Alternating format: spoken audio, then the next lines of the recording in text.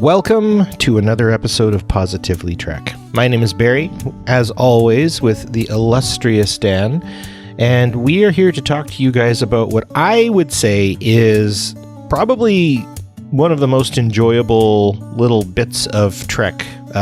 This is a treat, I would say, in so many ways. But also, parts of this show is not for the faint of heart. And it really does raise a lot of questions. So just dropping this straight into everybody here, folks.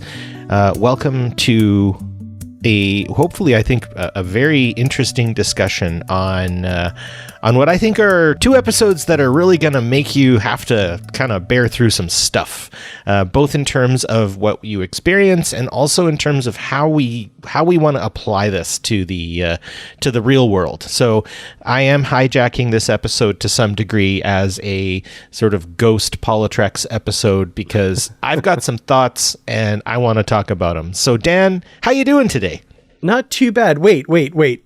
Okay, hold on. So you're telling me that Star Trek can make you examine current events through a particular lens and make you think about things that are happening in the real world? I know that sounds woke, and it's just not very indicative of how Star Trek usually acts. You know, usually that's not my Star Trek. Yeah, usually it's just an adventure in space where strong, virile men go to planets and rescue the green space babes. Right? That's all. There we go. They never actually look into what social implications are about the Prime Directive or about helping people or not, or whether an animal has sentience or any of those things. No. If I want to think about stuff, I'd go to school. Well, here we are. And we sigh because, of course, in our real world right now, we are 6 days away from a potential teachers' strike here in Alberta, and it's an interesting time. I've really got to say in that respect. But Dan and I will hold our political thoughts, but we just want to kind of put a little milestone in the ground here as to what's on both of our minds. This is a good escape. I still very much recommend, ladies, gentlemen, those in between, that you've got to put some headphones on and listen to this series in a quiet moment. It's a absolute treat to do. So we're going to be looking at Star Trek Con Episode 3 and Episode 4. Episode 3 known as Do Your Worst, and then Episode 4, Magical Thinking. Maybe let's get a little bird's eye view on this. Dan, I want to ask, which episode did you like more? And which episode would you say sparked the most questions for you? Yeah, two very different questions there for sure. I did enjoy both of these episodes quite a bit. I'd still say my favorite still is episode 2, Scheherazade. But of these two, for very different reasons, I think, Do Your Worst was just so visceral in its storytelling. And like there were times I tend to listen to these while I'm driving. For my job, I have to drive pretty far to some northern schools in our school district. And for that episode, like I was just enthralled driving down the road and shuddering at various parts. So like production wise, I think that was one of the best episodes of anything audio I've ever heard. But it will frighten you. It will get to you for sure. Magical Thinking, I think, really had me thinking a lot and questioning a lot about my ideas of where this story is going and ideas of society and culture and that sort of thing. So enjoyed them both on very different levels. Both of them made me think, but episode 4, I think, for sure, really got me into like the philosophical side of Star Trek. Yeah, the two words I would use, and actually I would therefore also use as a very quick definition of this entire show, is adventure tragedy. In the sense that it is an adventure and they're on an adventure and adventurous things happen, and sometimes it's like, right, in a lot of cases, but also we know how this ends, and we know how this is going to be. They're, by the end of episode 4, they're at the end of month 4, meaning they've got 2 months left. And so it does make you it gives you that kind of ticklish position where you're realizing, like, anything good that happens from here on in is unfortunately going to be very much undone. Yeah.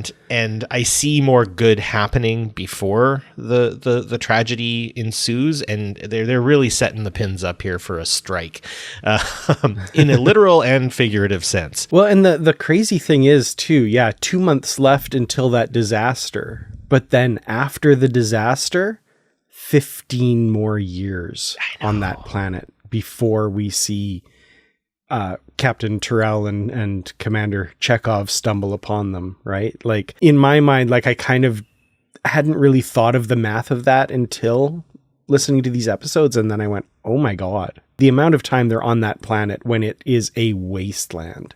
Yeah. Oh, brutal. I'm kind of not looking forward to those episodes, honestly. Well, it gives me a bit of a Mad Max sense, right? Of sanity in a world gone mad.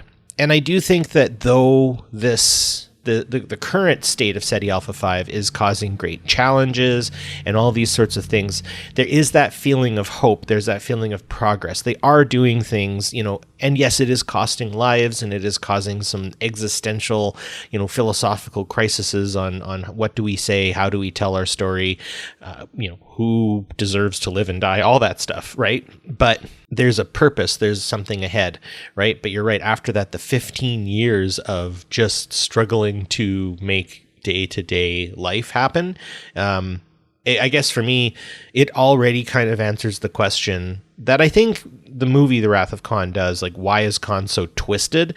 I'd be pretty twisted too, to be honest. And it would have nothing to do with my past in terms of Earth's history. It would have everything to do with where I'm at. So let's work our way through these episodes, because I can very easily get ahead of myself here. So what we basically get in episode 3, Do Your Worst, is Khan is headed out. He's trying to find Richter, and he finds him, but he's been infected by this Ceti eel. And I like the fact that they don't immediately give away what it is. Those of us who have seen The Wrath of Khan know precisely what we're dealing with, but I like the mystery of it. I like the little breadcrumbs that they leave to give an idea, right? As he's getting Richter to do stuff, he's realizing how compliant Richter is, right? Get down now from that tree, and then you hear bang, thump, boom, smash, right? Richter climbs the tree in fear while they're trying to make their way back, and then when Khan says get out of the tree, Richter gets out of the tree by basically, I don't know, it sounded like about a 40-foot drop or so. It sounded like that, yeah. And he hit a couple branches on the way down. Yeah. And commands him to stand up and come with him, and I feel like the sounds he has like a broken ankle or a broken femur at this point. Yeah. And he just stands up and follows Khan, and it's just like, oh my God.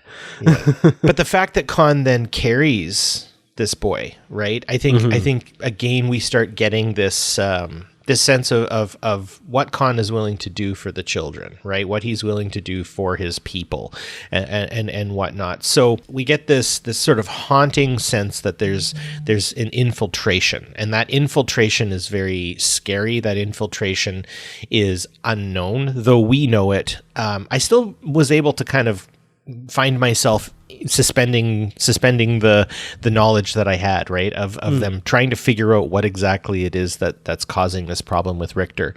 And I mean, I feel like they were basically able to make it believable how much they were able to understand through their intuition, right? Something's controlling him, something's wrong, right? All of that sort of stuff. At the same time, the amount of care that they're willing to do, right? Khan is adamant that Ursula keeps him alive, and all these sorts of things. So it does sort of make me think a little bit around blindly following a leader and smartly following a leader. And I think that's what this episode's greater kind of philosophical conversation is here, is if they were blindly following Khan, they'd be damaging themselves. They'd be hurting and harming themselves, like Richter is under the influence of the Ceti eel. Whereas Ursula's response to what Khan is commanding of her is informed. And I think that's an interesting dialectical conversation that I wouldn't mind getting your thoughts on.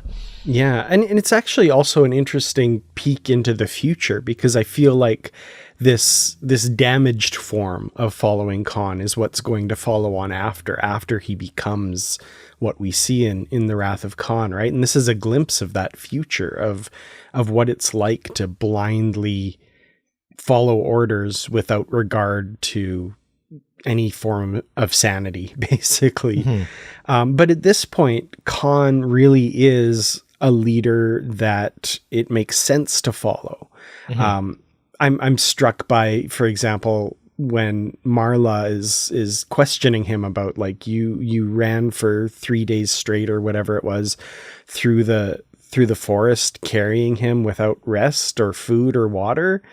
And he says something along the lines of, I was unaware that there was any alternative to that. Yeah, I love that. And I was just like, at this point I would follow this guy. Like, yep, absolutely. Mm-hmm. Like, he is proving his leadership bona fides, and it provides a blueprint and an example as to why he has these followers and why they are so loyal at this point. And unfortunately, I think that does get perverted later on, but as of right now, yeah, it makes sense.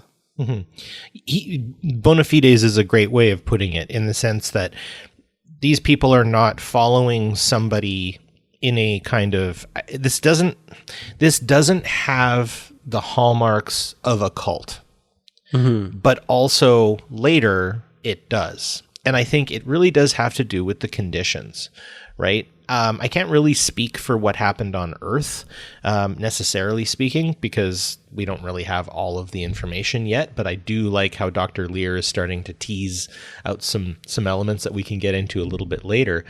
I think that Khan is so believable as a leader because we see him doing these things, carrying someone for so long, having to justify himself in certain cases, and doing so voluntarily, and actually inviting the criticism in a kind of roundabout way. I think also Khan deciding, when he realizes what Richter's extreme vulnerability to the power of suggestion does, mm-hmm. I think Khan's willingness to also do what's good for everybody.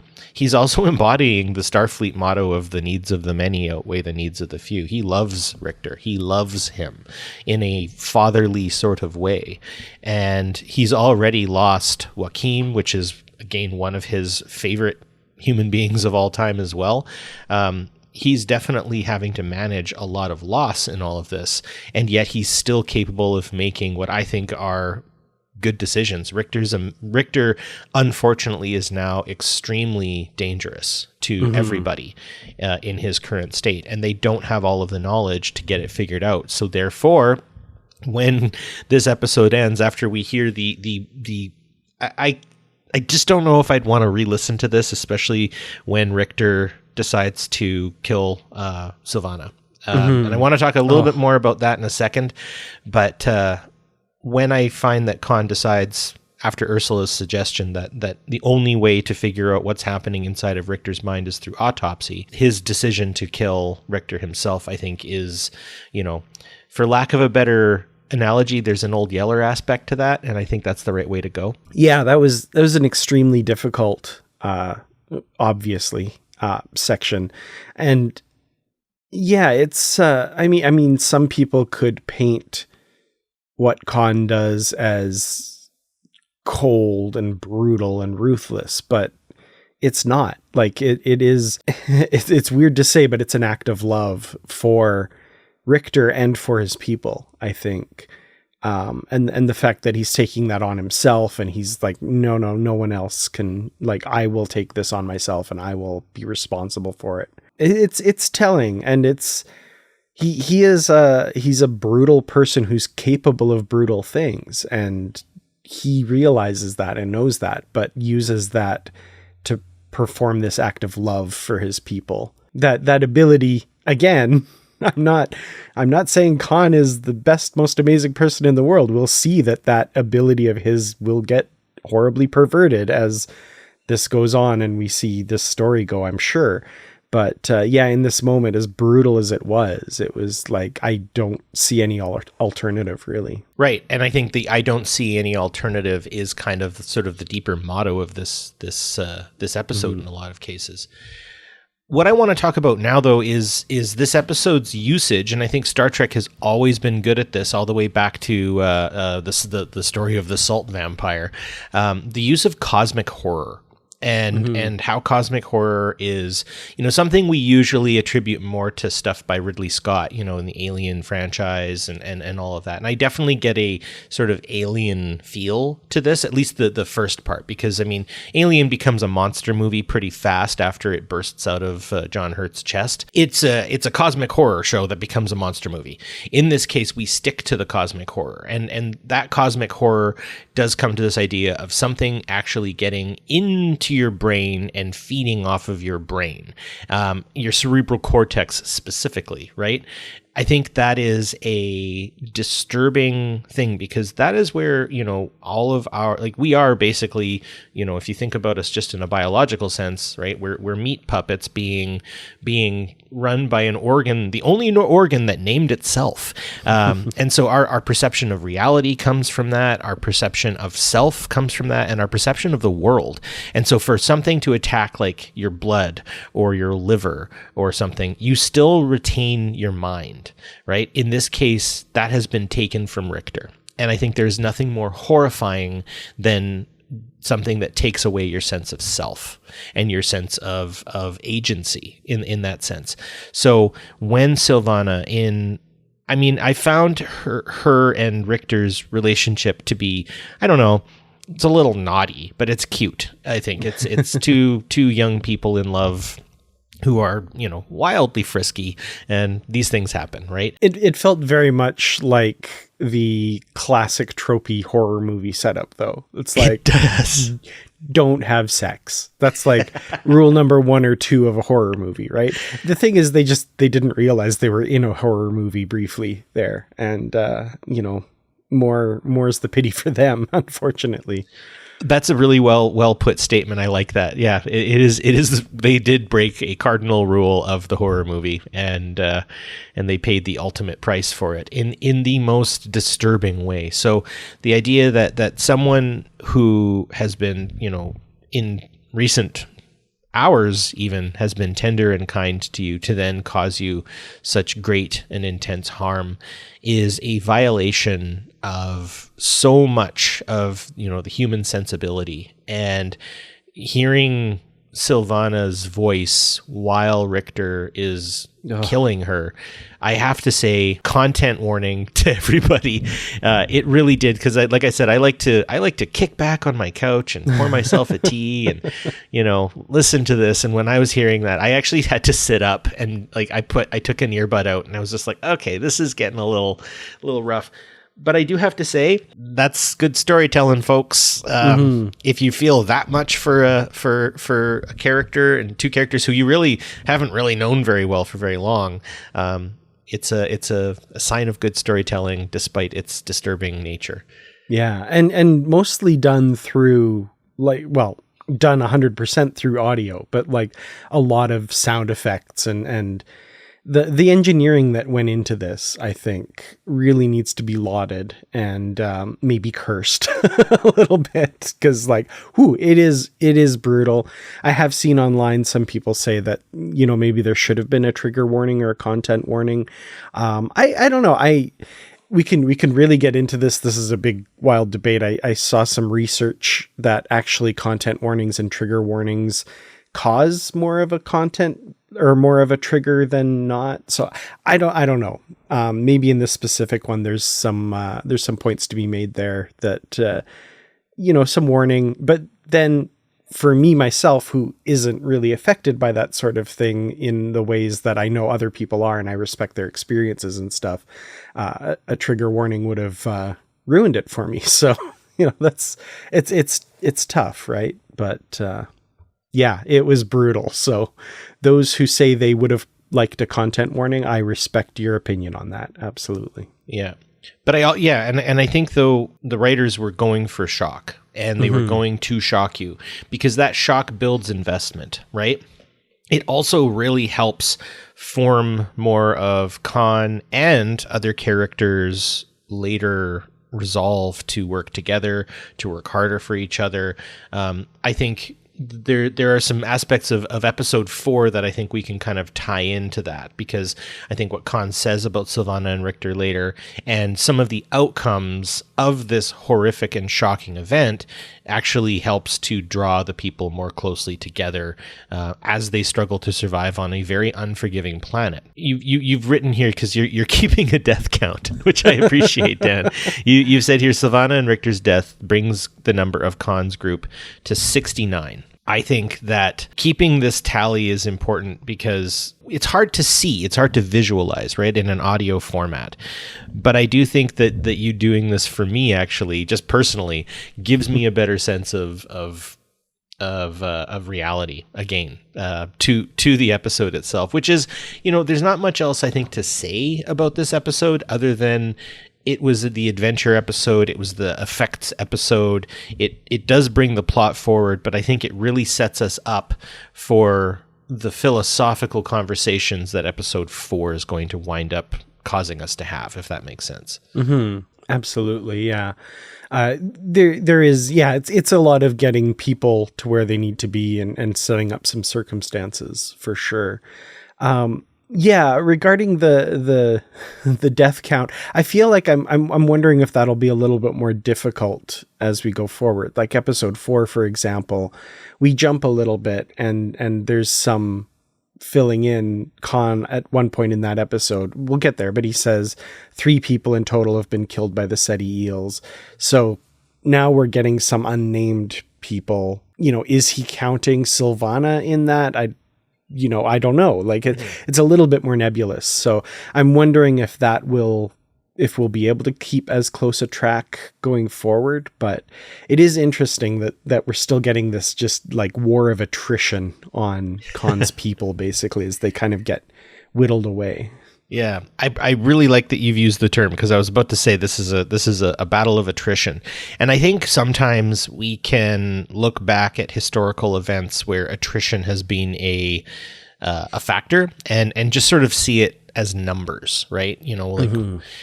But I think that the story of Richter and Sylvana specifically kind of, I think, underscore the cost of attrition, not in the sense of their deaths, but what attrition does to people. Right?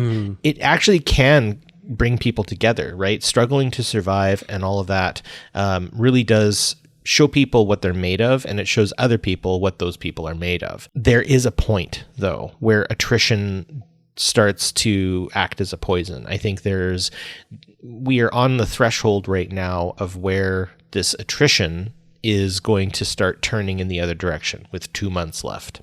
So I think moving into episode 4 now, I think is important. So any final thoughts on episode 3? Because I think we're going to have a bit of a longer discussion on episode 4. I think so, yeah. No, episode 3, I think we've summarized it pretty well. It's the event episode. I want to compliment the sound engineering, not even just for those brutal parts, but like Khan's race through the jungle with Richter, like all of the sound engineering that's going into this, extremely well done. I don't know what kind of awards, I guess Webby Awards. I don't know if there's other podcasting awards, but like the entire the sound engineering team on this needs recognition for their work. It's very well done. I think they worked with a lot of melons in this one. Cracking open melons. Just As always, Positively Trek is brought to you by its Patreon supporters, including Joyce Mirren, Brandy Jacala, Christina DeClercq-Zalagi, John Guppy, Out of Memory, Patrick Carlin, and Ricky Long. If you'd like to support the podcast, visit patreon.com/positivelytrek. You can join at any level and enjoy early access to episodes, ad-free episodes, episode shoutouts, executive producer credits, and more. Again, that's patreon.com/positivelytrek. Thank you so much to those of you supporting us. We truly do appreciate it. And now, back to the show.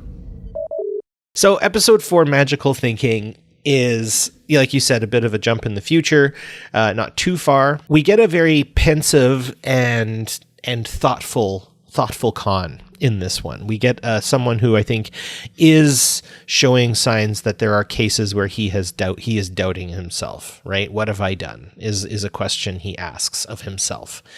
And I appreciate that because, again, this is someone who, you can tell, though he's smart, though he's cunning, though he's wise, though he knows people, he is still a human being who is, in a case of survival, flying by the seat of his pants, right? He is trying to make sense of something. And I think true leadership is being able to doubt yourself. I think where that doubt comes from is in the response, right? What you always do. Mm-hmm. And I think that's important as well, because a leader is nothing if he or she is not going to be able to voice their concern to somebody. You can't hold everything in. You can't hold everything to yourself. And again, I think that's one of the conceits that we have about our leaders in our history and stuff like that. No leader, good or bad, has ever done anything alone. And they have been given insight, support, and have been provided for both emotionally, mentally, and in some cases spiritually by the people around them and the people who follow them. So I think we are in this case deconstructing the quote unquote great man of history trope with this story on Khan. And I really appreciate that, because I have had the great man of history trope destroyed in my historical research and the way I teach history and stuff like that. It's not the case. Mm-hmm. All leaders are the sum of their parts, and those parts, good or bad, guide them in a lot of cases too. Definitely. I find this the most fascinating aspect of this whole project is the exploration of Khan as a human being. And yeah, he's an augment. He's genetically engineered. He's a human being still, though. And there was a comment on our first episode on Khan. Somebody commented, humanizing Khan, in quotes, is a massive problem and doesn't track with the past of the character. I fundamentally, with apologies, disagree with that. Humanizing in that sense can mean a lot of different things, and I'm not entirely certain how you mean it. Some people might think of it as coming to an understanding of their motivations and getting more on their side because you're justifying what they do. That's not how I'm thinking of it. I think of it more as like exploring all the facets of this character and seeing what makes them tick, and seeing them as a fully realized human being. And if you think every villain, every horrible person you've ever heard of or known in your entire life, anywhere, whether they're fictional, non-fictional, whatever, they're human. Like, you can't divorce humanity from the worst people in history. They were also human. So I think examining them, and I don't think this podcast is going to be a justification of Khan. Like, that is not where this is going. What it is it's helping you understand who he was before all of this bad stuff and what drove him to become what he becomes. That's kind of stated in the first episode, that's the goal of the research that's being done, right? So this episode, I found it really fascinating to kind of get into Khan and talk about, his style of leadership and what makes him who he is, and those self-reflective moments beyond just the like fun reference to Star Trek 3, right? My God, Bones, what have I done? What you always do. Turn death into a fighting chance to live, right? Like, there's that reference there. What have I done? What you always do is what Ivan says to Khan. And it's a different answer, but yeah, I reference acknowledged, right? But on a deeper level also, I think that's establishing a very clear connection to Kirk. They're two sides of the same coin, or maybe even at times the same side of a coin, right? Like, from episode 1, we've had this juxtaposition of Kirk and Khan, and I think that's something that's going to be hanging over this podcast to the end. We're going to see more little hints dropped that, what does the bad guy famously say in a lot of movies? We're not so different, you and I, right? To the hero. That's such it's almost a trope that it's such a theme, it's such a common theme in these things. I struggle to say better anything you've just said, and instead I want to maybe just address the comment directly. And I think that individual who made that comment, I think, is coming from a reasonable place, right? Mm-hmm. We do have monsters in history, and I think the problem is understanding what humanize actually means, because you're exactly right, humanizing and this frustrates me. Let's get into Godwin's law, right? Let's just go to the worst, right? If you humanize someone like Adolf Hitler, right, who is the monster of the 20th century, he is probably one of the greatest monsters in human history, mm-hmm. right? He was still a vegetarian. He was still a bummed out artist who had some really bad circumstances happen to him. He suffered from Parkinson's. He had a methamphetamine addiction, and he was a pervert. He had had a dog who very likely loved him, which is crazy to think about. Yeah. I don't think humanizing him makes anyone feel any more sympathy for the man. No. I have no sympathy for him, but I do understand he was a human being. And when you think about the final solution that was come up against the Jewish, Romani, Christians, communists, and anyone who opposed him, that destruction, that wasn't his sole idea. It was the idea of the people who followed him and them yes-anding themselves into a genocide. Mm-hmm. So again, his humanity strikes very clear in that. There's good and bad aspects to humanity. He is an unredeemable character. He is not someone to feel sympathy for. But if you can see the little breadcrumbs that bring him to where he is, you can understand from where that evil comes a lot more mm-hmm. reasonably. And if you look at his two great rivals in that period of time, Churchill and Stalin, we have this perfect individual, right? Churchill and his "we'll fight them on the beaches, we'll fight them on the land, we'll never surrender," right? That is extremely admirable. Churchill led his people to victory in so many ways. And yet we look at Stalin as this evil demon who just threw soldier after soldier at Hitler, and just basically there was no value for human beings. I think we have to understand that also when you humanize both Churchill and Stalin, both of them become more and less redeemable in their own senses. I do not want to justify any crimes that Stalin committed as a leader, and we can get into the deeper aspects of that, but I'm also not going to simply look at Churchill as some perfect individual. He was capable of some intolerable cruelty and genocides in his own right. Mm-hmm. What we start getting is history gets painted in this black and white binary 0-1 paradigm so often, and I think that's done to our own detriment, because we start seeing good and bad and that's it, right? Yeah.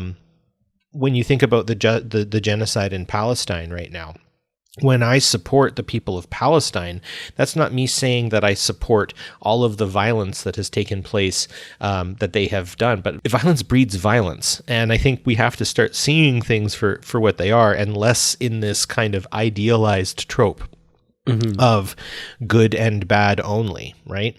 Yeah. And I mean, we've gone off on a bit of a tangent here, or at least I've taken us on a tangent.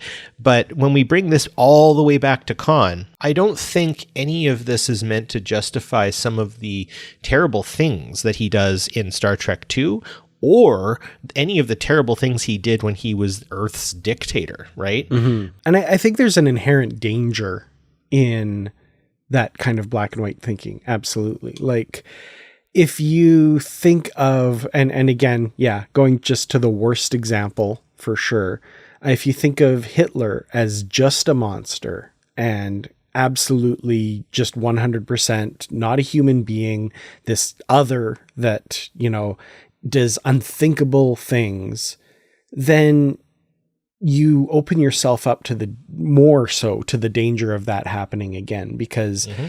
You don't analyze him as a human being and say, like you said, what brought him to that? What forces brought him and his society and the people who followed him to that point? Rather than just saying, wow, what an abhorrent monster, what a weird anomaly. That's crazy. Luckily, that will never happen here. Sorry, folks. Take the blinders off your eyes and realize Hitler was a human being that is not an excuse. That is not, that's in no way justifying anything he did. But he started out as a human being capable of all manner of things, and that's what happened. Yeah. And without accepting that and analyzing that, it'll just happen again and again and again. Yeah. We have to look at history with clear eyes and see things for what they truly are. And in that we can actually tease out some of the contradictions and conceits that exist in our society. So I want to kind of pivot a little bit to when settlements take place and when settlers settle and some of the things that happen when that goes on. I mean, I remember there's an apocryphal story of a woman who was traveling from Winnipeg to Edmonton on the Carleton Trail. It was a 3-month walk from Winnipeg to Edmonton with a prairie schooner and basically your own wits to get you there. And apparently she took her own life because of the mosquitoes. And I remember thinking to myself, how could that happen? But I've camped before. I know the frustration. And if that was a day-to-day thing and just there's no end in sight, like what does that do to your state of mind? And I think that's the thing is Ceti Alpha 5 is currently shaping the minds of these people, right? We are not free-floating individuals who just wander the earth and encounter things. We are very much the product of our environments.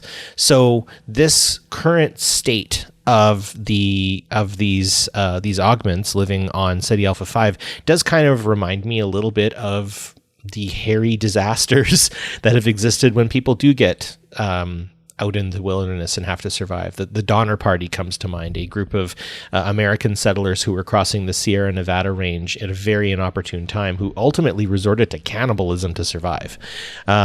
Or the wreck of the Batavia, a shipwreck, I believe, that happened in the islands around Indonesia, where, again, a kind of megalomaniacal leader takes power and basically totally destroys everything because of his conceited viewpoints. But they come again from the fact that everyone was starving and stranded.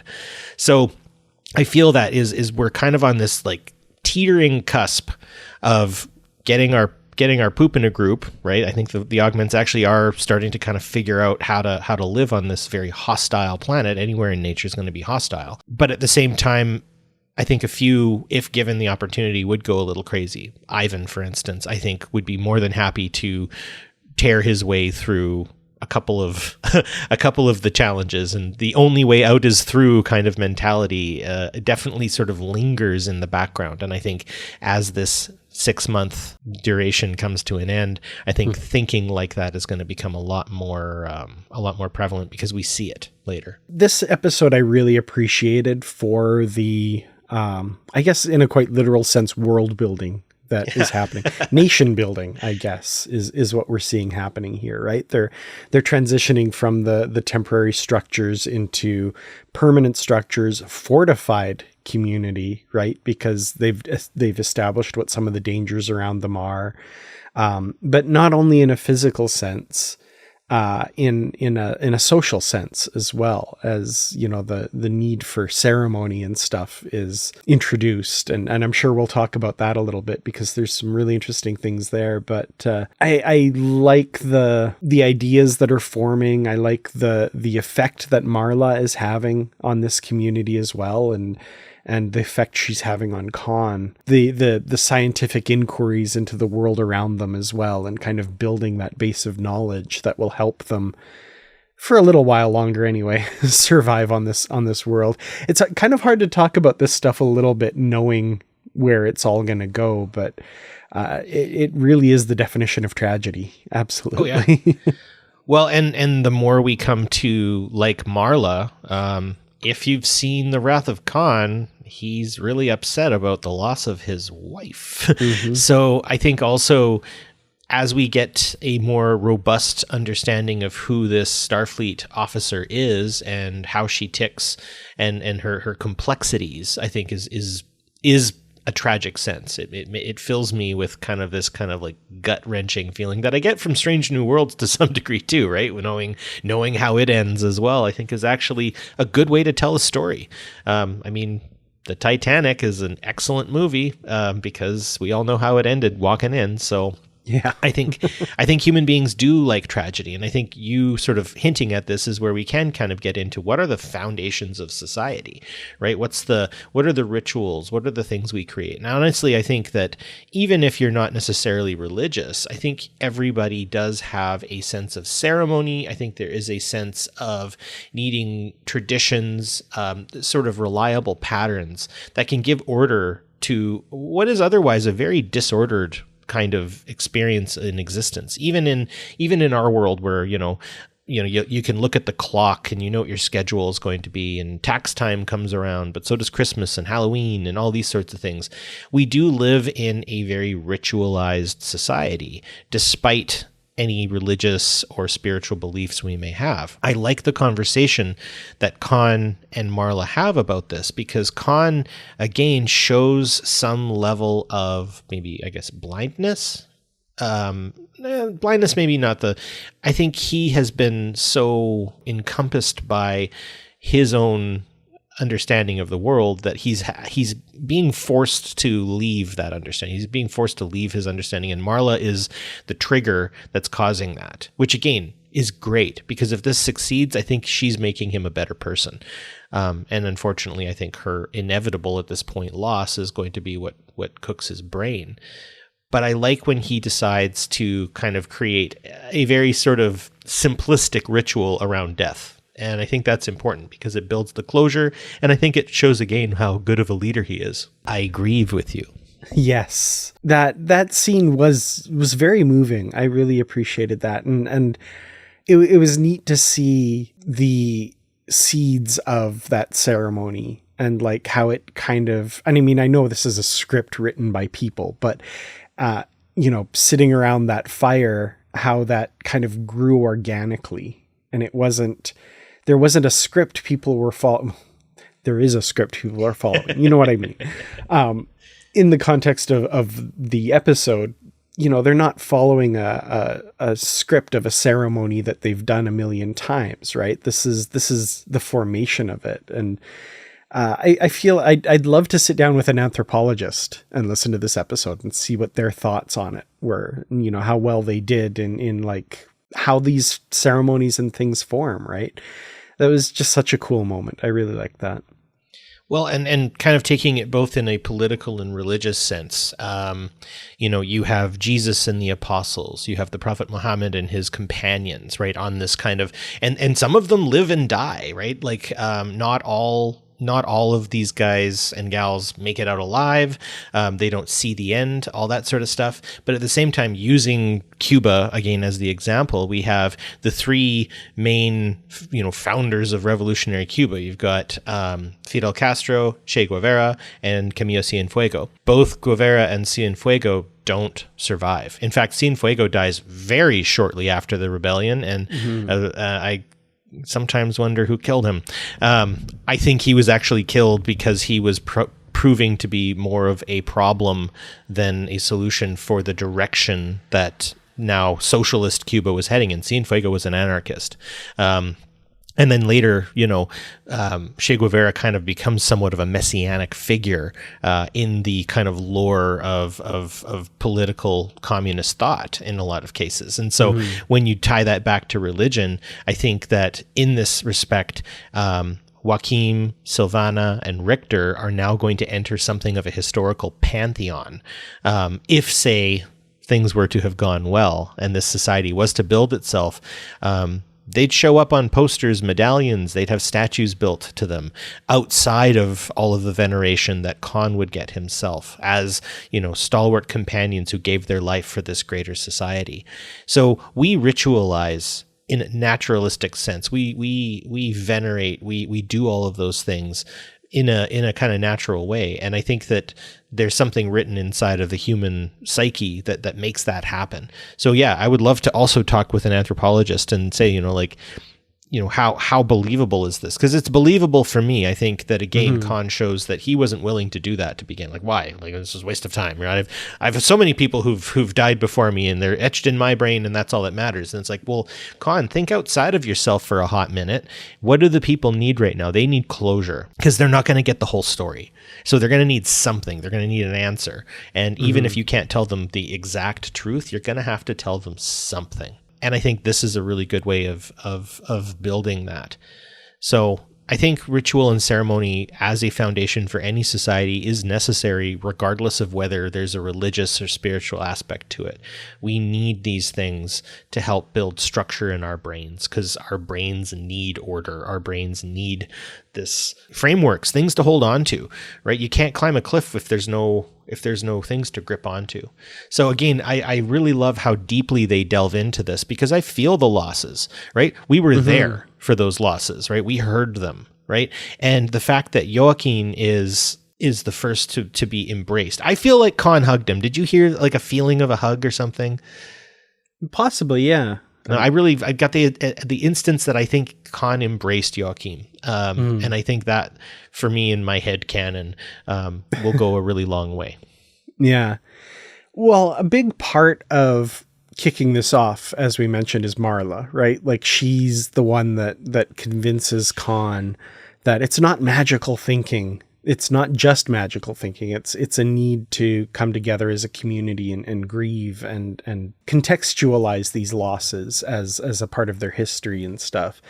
And that leads me into thinking more about Marla's role in this society. And it's something that is really interesting in this episode, as she herself is driving that point home by continually referring to, your people and my people, right? Like, she really wants to and is wants to be and is a huge part of the society. And this episode, I think, makes leaps and bounds in bringing her in and making her a real part of this group. And that's kind of where we get the little bit of a time jump in this episode as well, is, we find out that she's carrying Khan's child at one point. And then, of course, jumping to the very end of the episode is where we get the formalization, speaking of ceremonies necessary for culture, formalization of their relationship as Khan wants her to become his wife, right? So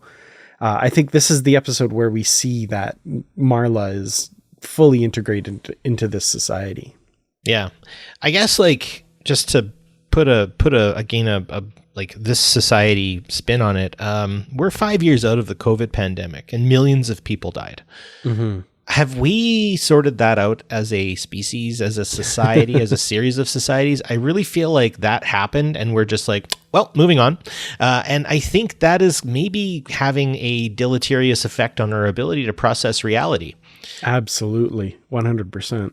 And it's not to say that hasn't happened in the past. Like, I do think that, the Spanish influenza, the H1N1 influenza that happened after the tragedy of the First World War wasn't properly dealt with. And I think that we're maybe to our detriment, we're so infatuated with this cult of productivity, like Khan is, that we forget that we do need to take these moments to reflect and to console one another and stuff. And so Khan's decision to do that, I think, is some serious, as you would say, world building.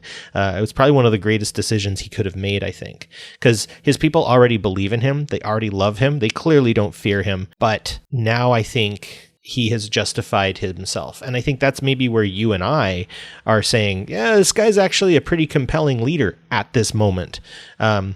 And I think that's the other thing is there are moments in time where I think people can be more and less compelling given their point in history. We have to understand that time is a factor in all of this, very much so. And I think that factor gets drawn out very well with the discussion between Lyra and Tuvok in terms of Kirk and his decision to choose Ceti Alpha 5 and wondering why some records were struck, how they would have not noticed that there was something wrong with the other neighboring planet and the damage that it would very likely do in such a short period of time. Again, I think when we start being like, well, Kirk was a good man. Yeah, sure, he was a womanizer, but he was always a good captain and he would never do something so insidious. James T. Kirk's a human being.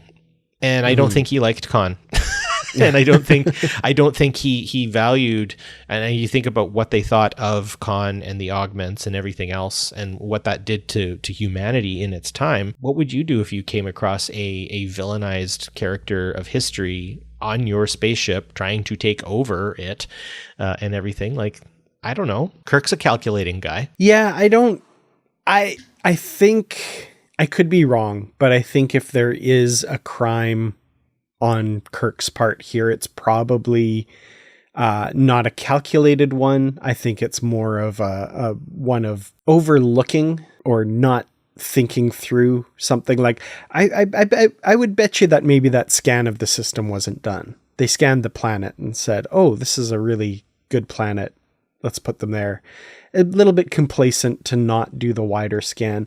But then again, maybe there's something else going on here, because this show maybe has the opportunity to plug a plot hole that's been a big one since Wrath of Khan came out, which is they even bring up the fact that the Reliant shows up and thinks that Ceti Alpha 5 is Ceti Alpha 6 and beam on down. That was always weird to me. Like, you know, count the planets out from the star and then go to the right planet that you're wanting to go to. Like, it'd be interesting if there is some sort of explanation that maybe also covers the, you know, why Kirk didn't realize Ceti Alpha 6 was unstable or something, right? I don't know what that would be, but it feels like they're setting something up there. But I don't think that Lear's assertion that Kirk knew that Ceti Alpha 6 was unstable and put Khan there anyway, I don't think that's true. I think, if anything, he overlooked that fact. But I don't think it was something that he knew. So I'm going to push back and say, okay, let's complicate Kirk. Let's complicate him a little here. Let's give him some skeletons to work through. Not in the sense of he wanted Khan to die, but have you the term scapegoating is a thing that used to happen. Now we use scapegoat as something slightly different now, but scapegoating used to be you would send a goat out into the desert with everybody's sins attached to it, and it would die. The Judas goat. Yeah. In real life, back before scapegoating, they would just send the person out and say, you know, you're stranded. That's it. It's up to you. Right. I would think about like putting somebody on a volcanic desert island, right? You know that volcanoes erupted before. You can see the lava fields, but you put them there anyway, right? And maybe they don't fully understand, right? I mean, clearly there have been times where human settlements have been right next to volcanoes, and then they erupt and they go, oh, wow. And then they're kind of stuck in a pyroclastic flow. I think of it that way, that Kirk's not stupid to not have noticed those things. But I think in one way or another, he put Khan there to survive, but also knew that this would definitely kind of knock the stuffing out of him to some degree.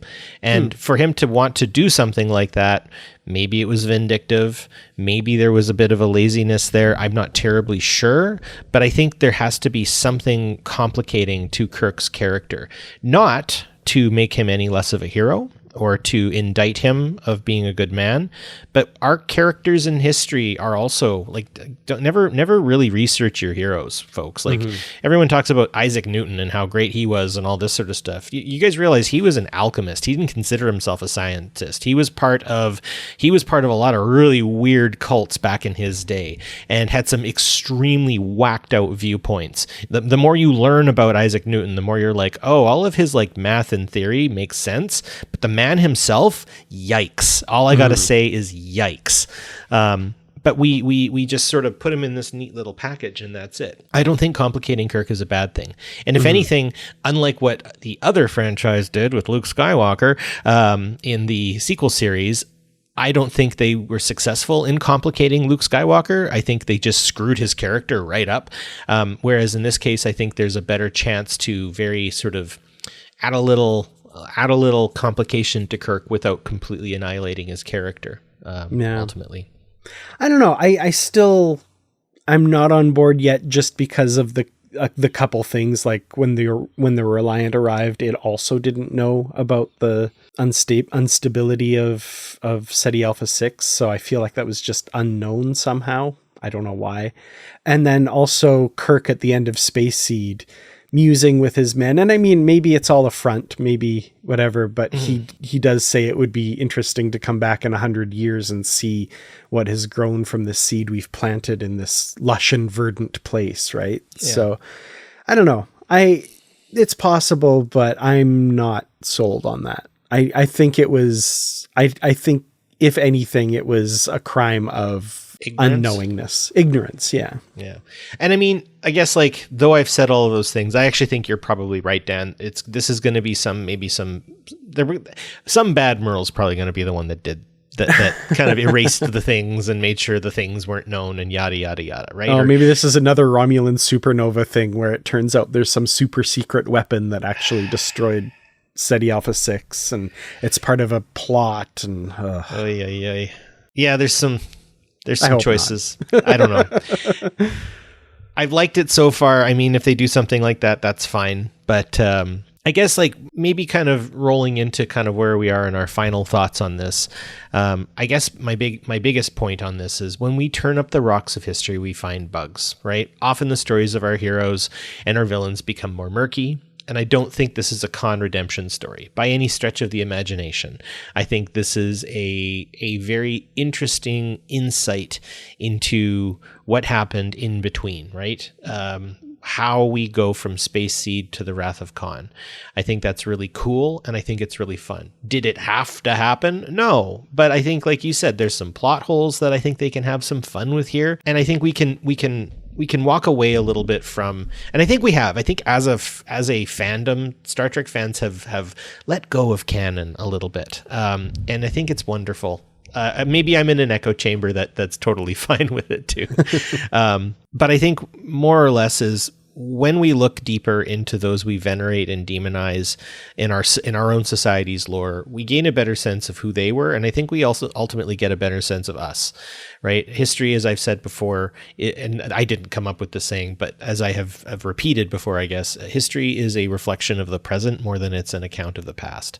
So by looking into history and seeing it more for what it is, I think we get a better sense of who we are and how we operate as a society. And maybe we can ask deeper questions about us and how we want to be remembered and all of those things, right? I'm thinking, we are in the season of Orange Shirt Day right now.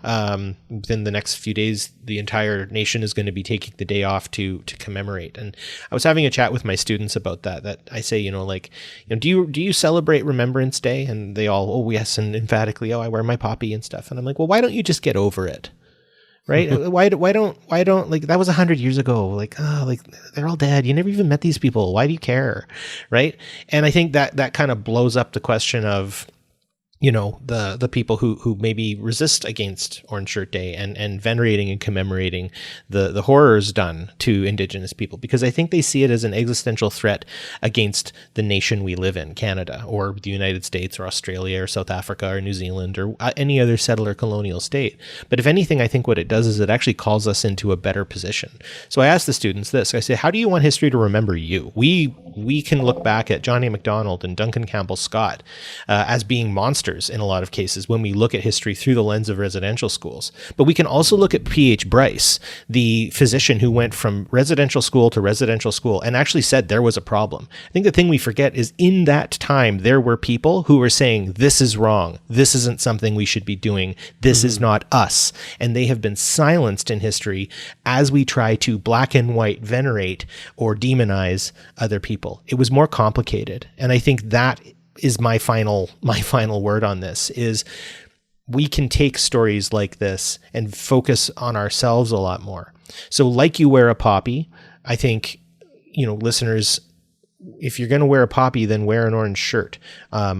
If you're going to say something about a person in history, make sure you know who you're talking about. Make sure that you have those aspects in your head, because if you don't, then you're just basically parroting something you may not fully understand. And on that complicated note, I would like everybody to know, I think, that Star Trek, when it's good, makes you think not just about the episode and what's going to happen next, but it actually gets you to start thinking about your own place in society, how society works. This is what good Star Trek does. And so I hope everybody has a great time listening to the rest of these episodes. I know that Dan and I have had a wonderful time. I look forward to the conversation further, and I hope this sparks more discussion and debate, because the more we get talking, the better it gets. And so let's keep on keeping on in terms of listening and talking about this very interesting series. And in the meantime, stay positive. Positively Trek is produced and edited by me, Dan Gunther, and co-produced by Barry DeFord on Treaty 8 territory, the home of the Beaver, Cree, Dene, and Métis people, whose histories, languages, and cultures we respect. We acknowledge the many First Nations, Métis, and Inuit who have lived in and cared for these lands for generations.